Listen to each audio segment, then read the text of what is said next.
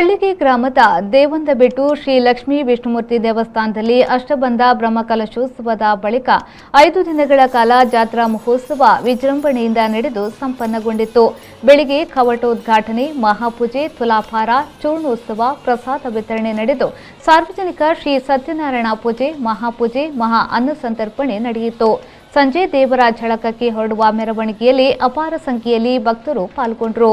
ದೇವಸ್ಥಾನ ಸಂಪರ್ಕ ರಸ್ತೆಯನ್ನ ನೀರು ಹಾಕಿ ಸ್ವಚ್ಛಗೊಳಿಸಲಾಗಿತ್ತು. ಅಲ್ಲಲ್ಲಿ ದೇವರಿಗೆ ಕಟ್ಟೆಪೂಜೆ ನಡೆಯಿತು. ಭಜನೆ, ಸಂಕೀರ್ತನೆಯಲ್ಲಿ ಭಕ್ತರು ಪಾಲ್ಗೊಂಡರು. ರಾತ್ರಿ ಜಳಕದ ಬಲಿ, ರಾಜಾಂಗಣ ಪ್ರಸಾದ ವಿತರಿಸಲಾಯಿತು. ಬಳಿಕ ಧ್ವಜಾರೋಹಣ, ಮಹಾಪೂಜೆ ನಡೆದು ಮಹಾಮಂತ್ರಾಕ್ಷತೆ ವಿತರಿಸಲಾಯಿತು. ಇದೇ ವೇಳೆ ಶ್ರೀದೇವಿ ಮಹಾತ್ಮೆ ಯಕ್ಷಗಾನ ಪ್ರದರ್ಶನಗೊಂಡಿತು.